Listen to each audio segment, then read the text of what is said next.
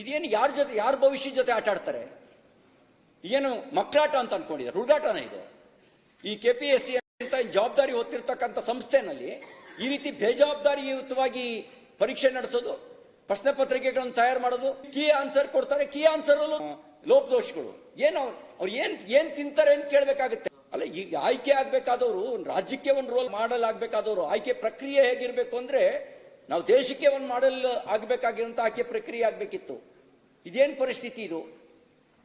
ಆಮೇಲೆ ಪ್ರಶ್ನೆ ಪತ್ರಿಕೆ ಲೋಪ ಮಾತ್ರ ಆಗಿದ್ದಲ್ಲ, ರಾಮನಗರ, ಕೋಲಾರ, ವಿಜಯಪುರ ಇತ್ಯಾದಿ 800ಕ್ಕೂ ಹೆಚ್ಚು ಅಭ್ಯರ್ಥಿಗಳು OMR ಸೀಟೇ ಬದಲು, ಅವರು OMR ಸೀಟ್ನೇ ಬದಲಿಸುವಂತ ಕೆಲಸ ಮಾಡಿದ್ದಾರೆ. ಆಮೇಲೆ ಈ ರೀತಿ ಆದ್ರೆ ಯಾರು ರಕ್ಷಣೆ ಮಾಡ್ಬೇಕು ಹೇಳಿ? ಇದು ಯಾರು ಮಾಡಬೇಕು?